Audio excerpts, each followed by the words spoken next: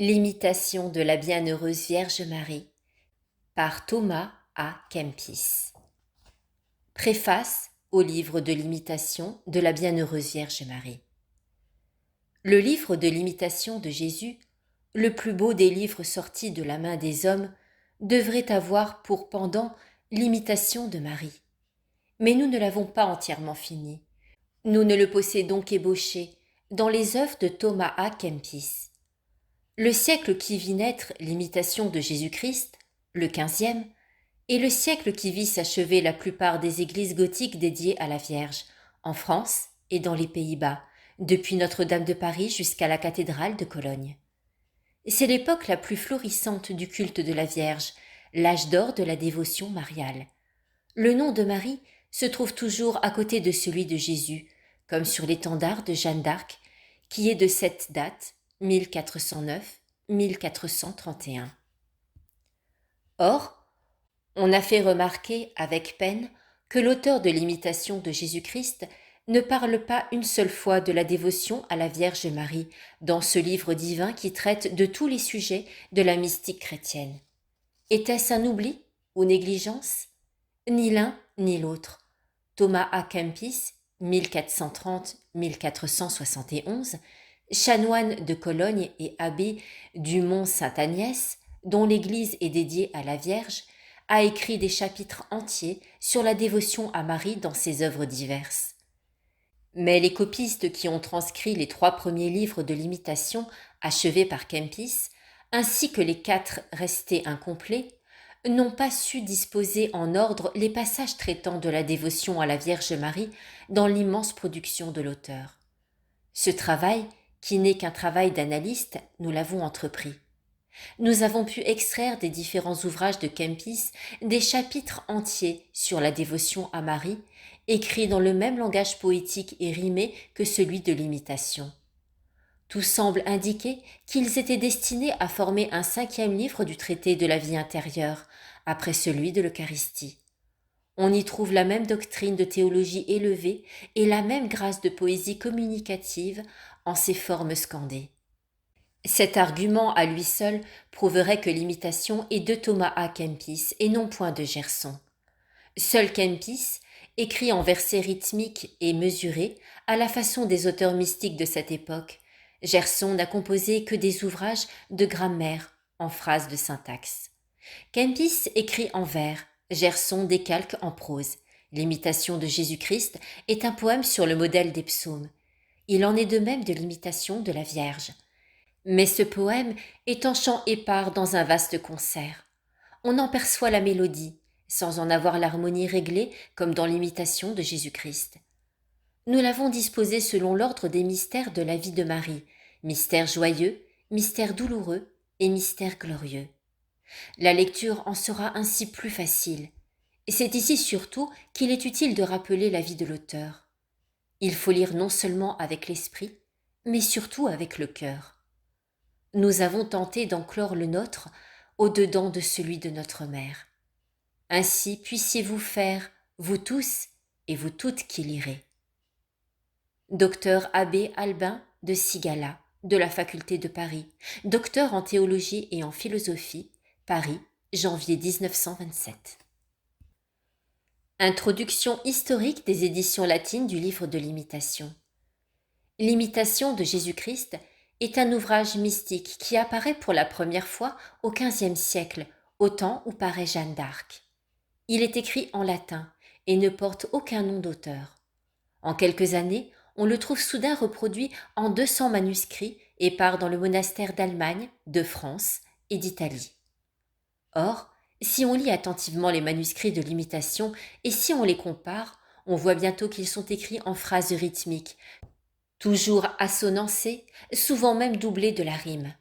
Quand le rythme est détruit dans un texte, il est bien rare qu'un autre manuscrit ne donne pas la version en mesure. L'erreur provient donc des copistes. Nous n'avons pas en effet jusqu'ici le manuscrit de l'auteur, mais de la collation des textes. Il ressort que le texte primitif latin du livre de l'imitation est en vers rythmiques, irréguliers dans leur forme, mais toujours harmonisés par la concordance et la rime. Nous ne saurions mieux les comparer qu'aux vers des fables de La Fontaine. Cette manière d'écrire était d'ailleurs la seule usitée à cette époque pour les ouvrages sérieux. Nos vers latins classiques avaient disparu de la langue et partout florissait la rime qui devait faire la fortune des vers français. L'imitation est ainsi le premier chef-d'œuvre ciselé dans ce langage latin, mesuré et sonore, que les femmes elles-mêmes semblent pouvoir comprendre sans avoir étudié la langue, tant l'harmonie et la douceur bercent l'oreille et charment le cœur. Traduction française de l'imitation.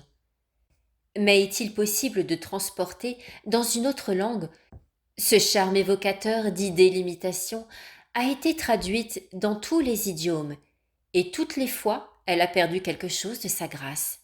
C'est peut-être en français qu'elle fut le plus souvent rendue. La plus ancienne version, parue sous le titre de L'Internelle Consolation, a pu même passer pour l'original aux yeux de certains critiques superficiels.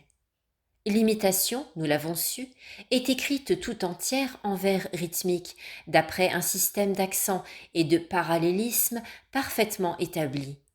Nous avons renié de rendre en français ce parallélisme évocateur d'idées, mais pour y arriver, les vers étaient trop gonflés et la prose trop rampante. Nous avons employé la forme mixte qui tient à la fois de la prose et du vers, le rythme. Cette allure cadencée des phrases martèle les nuances de la pensée en notes harmonieuses et fait ressortir la valeur des sentences. Nous avons pu ainsi non seulement traduire tous les mots du livre latin, ce qui n'avait jamais été fait, mais encore marquer dans cette gradation binaire la marche scandée du texte primitif, toujours fidèle à la méthode rythmique des proverbes.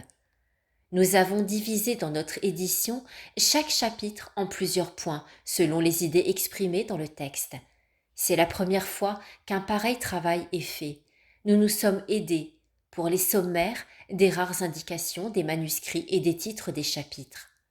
Chaque point est subdivisé en paragraphes distincts, numérotés, d'après le sens même du passage.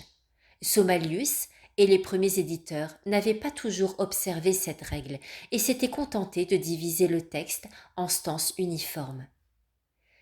Méditation et homélie. Une autre innovation de notre édition, c'est l'homélie ajoutée à chaque chapitre. Au lieu de donner des pensées détachées comme la plupart des traductions de Gonnelieu, de Lamennais et autres, nous avons résumé dans un commentaire suivi le sens de chaque point et la valeur de chaque idée. C'est la méthode homilétique, si gracieuse en sa forme et si profonde en ses enseignements. Nous avons cherché à employer le moins de paroles possible, mais en telle sorte que chaque mot fût évocateur d'une idée spéciale, de façon à pouvoir devenir le sujet d'un nouveau point de méditation. Après l'homélie, sur l'ensemble du chapitre, nous avons donné une ou deux méditations sur les points importants notés dans les détails. Nous avons cherché, dans les méditations et les homélies, les sentiments et les pensées psychologiques plutôt que les considérations métaphysiques, moins accessibles à l'âme et rarement émouvantes pour le cœur. Épilogue et souvenirs. La lecture de ce livre divin deviendra ainsi, nous l'espérons, plus facile et plus profitable. Ce qui arrête souvent un grand nombre de personnes dans cette étude, c'est précisément l'abondance trop grande des matières. Nous avons seulement fait œuvre d'architecte en disposant les éléments de l'édification spirituelle, à chacun de construire sa propre sanctification. Ce travail commencé en des heures de tristesse angoissée sur un livre qui nous avait été donné par une main amie au jour d'une séparation a été le témoin de bien des larmes et le confident de bien des consolations. Nous souhaitons que tous ceux qui l'ouvriront y trouvent aussi un baume à leur douleur.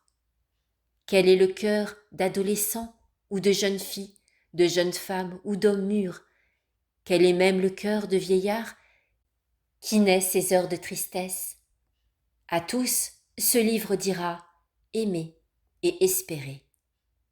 Puisse notre version faire aimer davantage l'imitation en la faisant mieux comprendre. Nous n'avons pas eu d'autre but en notre vie, et nous voudrions qu'après notre mort, notre voix s'unisse encore à la voix de l'auteur pour parler à tous d'espérance et de souvenirs. Nous avons travaillé ici à la manière des mélodes, qui, ne pouvant écrire des poèmes, se contentaient de reproduire, dans leur chant, les harmonies qu'ils entendaient.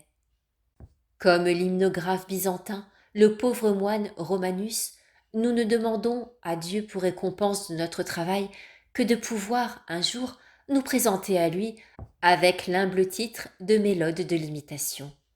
Docteur Abbé Albin de Sigala.